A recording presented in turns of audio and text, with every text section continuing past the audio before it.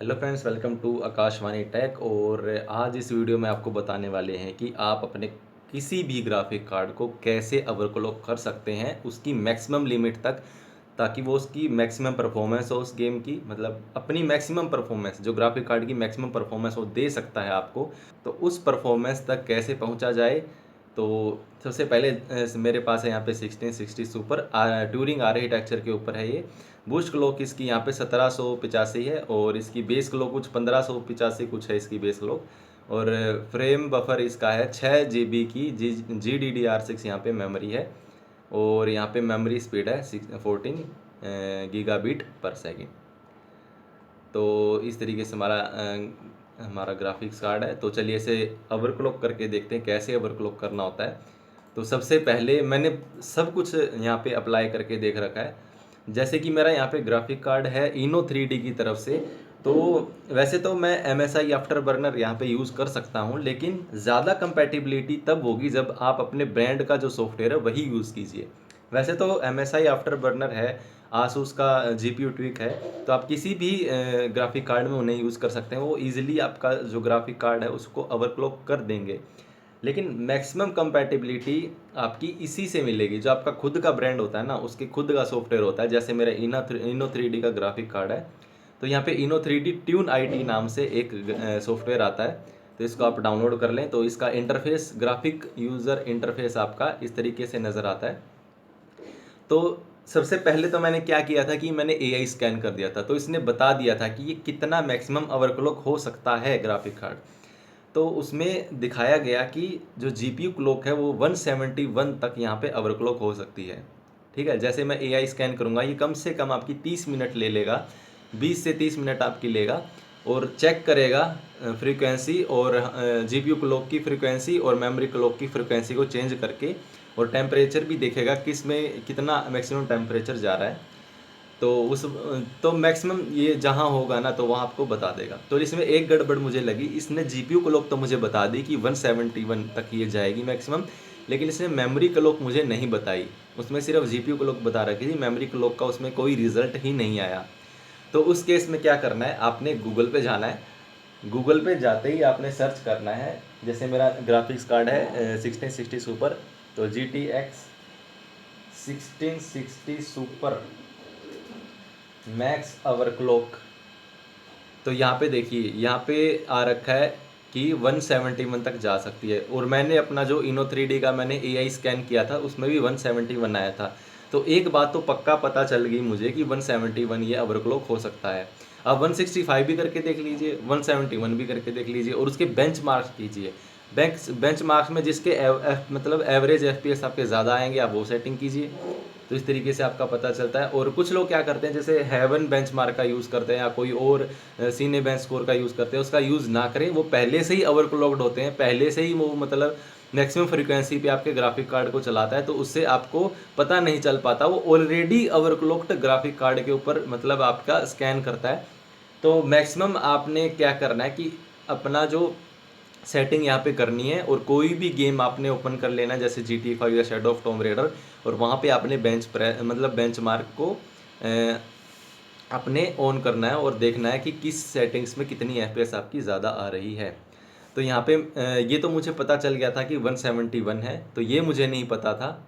ठीक है, तो इसको मैंने सर्च किया गूगल पे। तो गूगल पे मुझे यहाँ पे पता चला कि यहाँ पे GDDR6 मेमोरी जो होती है वो 601 मतलब उसको बढ़ा सकते हैं 601 मेगाहर्ट्ज़ तक। तो बढ़ा लीजिए, क्या जाता अपना। तो यहाँ पे मैंने एक 601 मेगाहर्ट्ज़ तक बढ़ाई, लेकिन मैंने ये एकदम नहीं किया। मैं पूरी एनालिसिस आपको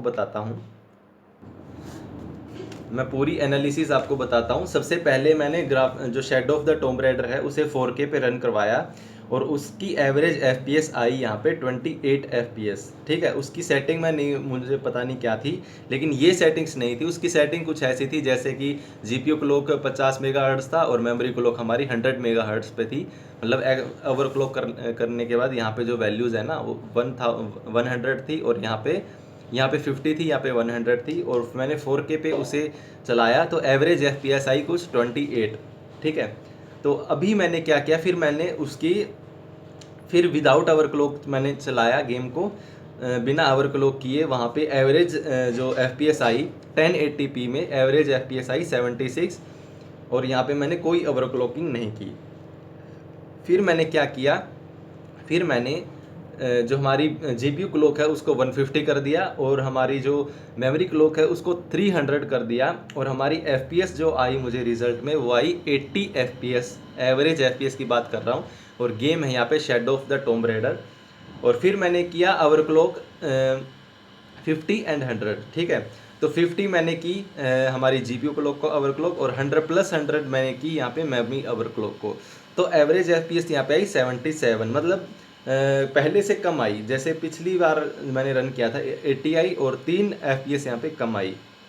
फिर मैंने क्या किया कि अपना जो फिर 100 और प्लस 200 मैंने इसमें सेट किया, GPU क्लॉक को 100 और मेमोरी क्लॉक को 200, तो उसमें 81 FPS मुझे यहाँ पे देखने को मिली। तो यहाँ पे सेटिंग्स इस तरीके से करनी होती है कि ये आपस में सिंक्रोनाइज हो जाए और अच्छे से काम कर पाए, एक दूसरे का साथ दे पाए। हमारी जो GDDR6 मेमोरी होती है और हमारा GPU होता है वो आपस में सिंक्रोनाइज होकर काम करेंगे, तब हमारी FPS जो है ज़्यादा आती है। तो फिर मैंने ये चीज़ देखी कि नेट पे कि कितना FPS ज़्यादा आती है, और मेरा जो AI स्कैन है यहाँ पे इसमें भी इसने 171 ही FPS यहाँ पे दिखाया कि आप प्लस 171 तक आप इसमें जा सकते हैं। तो अभी यहाँ पे देखिए 7602 है, ठीक है। तो यहाँ पे 601 मैंने यहाँ पे सेट कर दिया, क्योंकि यहाँ पे ऑनलाइन मैंने चेक किया था तो 601 कुछ यहाँ पे दिखा रहा था ये, ठीक है। तो क्या जाता है, अपना कुछ नहीं जाता, तो हम यहाँ पे कर देते हैं सेट। आपका ग्राफिक कार्ड डैमेज नहीं होगा। कुछ लोग बोलते हैं कि आपका ग्राफिक कार्ड डैमेज हो जाता है, नहीं, आपका ग्राफिक कार्ड बिल्कुल भी डैमेज नहीं होगा। आपका ग्राफिक कार्ड का बनाई इस तरीके से होता है कि वो डैमेज नहीं हो सकता, वो सब कुछ संभाल लेगा। और उसका टेम्परेचर भी 90-95 तक जाए तो नॉर्मल होता है, मतलब मैक्सिमम 90 तक जाए तो कोई दिक्कत वाली बात नहीं होती। तो सबसे पहले आपने क्या करना है कि यहाँ पे जो देख पा रहे होंगे पावर, तो पावर को आपने पूरी कर देनी है, और यहाँ पे टेम्परेचर भी पूरा कर देना है। तो ये देखिए मैक्सिमम आपका यहाँ पे दिखा देगा सेट करके, इतना आप जा सकते हैं, ठीक है। तो 90 तक ये जाएगा, और 90 तक हमारा सेफ होता है ग्राफिक कार्ड, कोई दिक्कत वाली बात नहीं है। हमारा जो प्रोसेसर है वो इतना चला जाए 90 डिग्री तब थोड़ी दिक्कत की बात है, लेकिन ग्राफिक कार्ड के लिए 90 डिग्री सेल्सियस चलता है। तो यहाँ पे मैं अप्लाई कर देता हूँ, तो ये हमारी बेस्ट सेटिंग्स हो जाती है। और इस सेटिंग्स में जो FPS है ना वो मतलब कमाल की आई है। अभी मैं दिखाता हूँ आपको बेंचमार्क करके। तो मैंने मैक्सिमम FPS यहाँ पे 81 आई थी जब हमने ओवरक्लॉक किया था GPU को 100 और हमारी मेमोरी को 200। तो अभी FPS देखते हैं कितनी आती है। तो यहाँ पे मैं ऑन कर देता हूँ। तो ये shadow of the tomb raider है।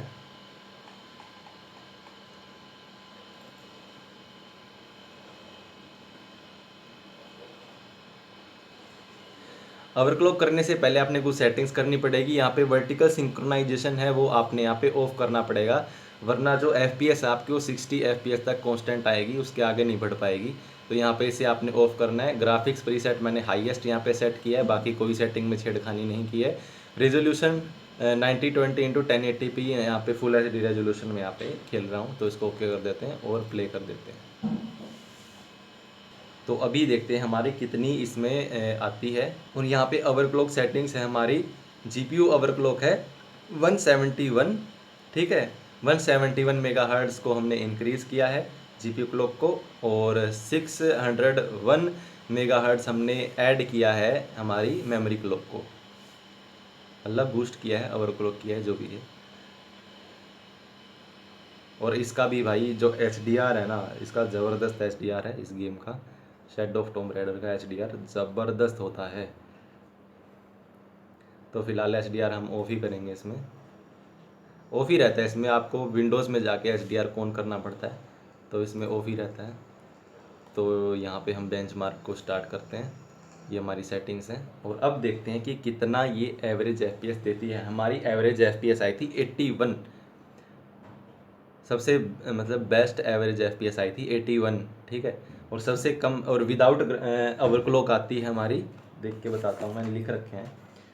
तो विदाउट ओवरक्लॉक में आती है हमारी 76 FPS। अब हमने एकदम बढ़िया सेटिंग के साथ इसे ओवरक्लॉक किया हुआ है, तो अब देखते हैं कि कितनी FPS ये निकालेगा। एवरेज थी 76। तो और ये जो गेम है ये मेरा हार्ड डिस्क में है, SSD में नहीं है, HDD में है।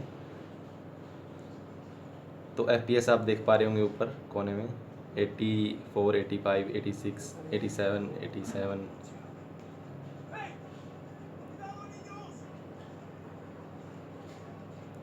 स्क्वेयर इनिक्स और क्रिस्टल डायनेमिक्स का ये बेस्ट गेम मुझे लगा है। जो एवेंजर आया था ना, एवेंजर्स का गेम आया था जो, तो उस एवेंजर गेम से भी मुझे ये काफ़ी बढ़िया लगा गेम। मुझे लगा कि एवेंजर गेम जो आया था वो इतना ऑप्टिमाइज्ड नहीं था, जबकि हमारा जो ये गेम है वो वेल ऑप्टिमाइज्ड गेम है और ग्राफिक्स भी काफ़ी अच्छे हैं।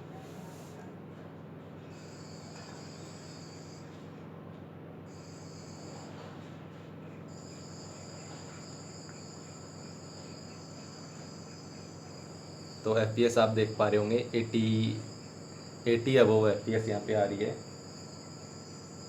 तो इससे ये पता चलता है कि एवरेज में तो 81 से ज़्यादा ही आएगा, क्योंकि जो पिछली हमारी स्क्रीन थी उसमें हमेशा 80 से अबव ही रहा था FPS। तो एवरेज FPS तो हमारा 80 के ऊपर बनता ही बनता है। तो 81 से तो ज़्यादा ही आएगा एवरेज FPS। मैं ये नोट करना भूल गया, मैंने देखा था लेकिन बहुत ज़्यादा आया था, तो मैं वो नोट करना भूल गया कि इस सेटिंग्स में कितनी ओवरक्लॉक होएगी, इस ओवरक्लॉक सेटिंग में कितने FPS आएंगे। तो चलिए लाइव देख लेते हैं कितने आएंगे। और यहाँ पे तो FPS ही FPS आ रही है, देखिए 133, 133, 133 तक यहाँ पे आ रही है FPS।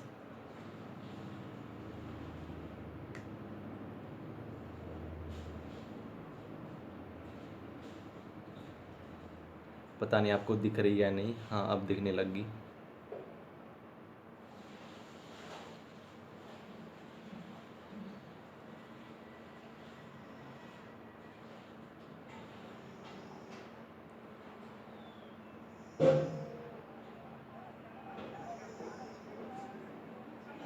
तो ये पूरा हो जाएगा तब हम आपको बताएंगे कि कितना, थोड़ा टाइम और लगेगा इसमें। तो मैं इसे पॉज कर देता हूँ। तो हमारा रिज़ल्ट जो है वो आने वाला है और देखते हैं कि एवरेज FPS हमारी कितनी रही। तो यहाँ पे देख सकते हैं आप, एवरेज FPS यहाँ पे 86 रही है और लगभग 10 FPS यहाँ पे हमारी मिली है हमको। अगर हम विदाउट ग्राफिक कार्ड में हम इसे टेस्ट करें तो यहाँ पे GPU बाउंड थोड़ा कम नज़र आएगा आपको, लेकिन यहाँ पे एवरेज FPS आपकी सबसे ज़्यादा नज़र आएगी। देखिए यहाँ पे ग्राफ देखिए, जो हमारा ग्राफिक कार्ड और प्रोसेसर है एकदम सिंक्रोनाइज वे में काम किया है दोनों ने, तो इस वजह से FPS यहाँ पे ज़्यादा आ रही है। और ये देखिए दोनों ने बहुत अच्छा काम किया है, लगभग सिंक्रोनाइज वे में काम किया है, तब जाके हमारी FPS है यहाँ पे 86 आई है। तो ये थी हमारी बेस्ट सेटिंग्स 1660 सुपर को ओवरक्लॉक करने के लिए। और अगर आपके पास दूसरा कोई ब्रांड का ग्राफिक कार्ड है तो आप उसी ब्रांड का सॉफ्टवेयर यूज़ कीजिए, ओवरक्लॉकिंग सॉफ्टवेयर। हर एक ब्रांड का अपना अपना सॉफ्टवेयर होता है। तो ये Inno3D 290 है, ठीक है, तो इसे भी आप यूज़ कर सकते हैं, हर उसमें यूज़ होता है ये। और इस तरीके से आपने अपना जो ग्राफिक कार्ड है वो ओवरक्लॉक करना है। तो आज की वीडियो को यहीं ख़त्म करते हैं। और आपको ये वीडियो पसंद आई तो लाइक कीजिए, सब्सक्राइब कीजिए और इस वीडियो को शेयर कीजिए। तो मिलते हैं अगली वीडियो में, तब तक के लिए बाय।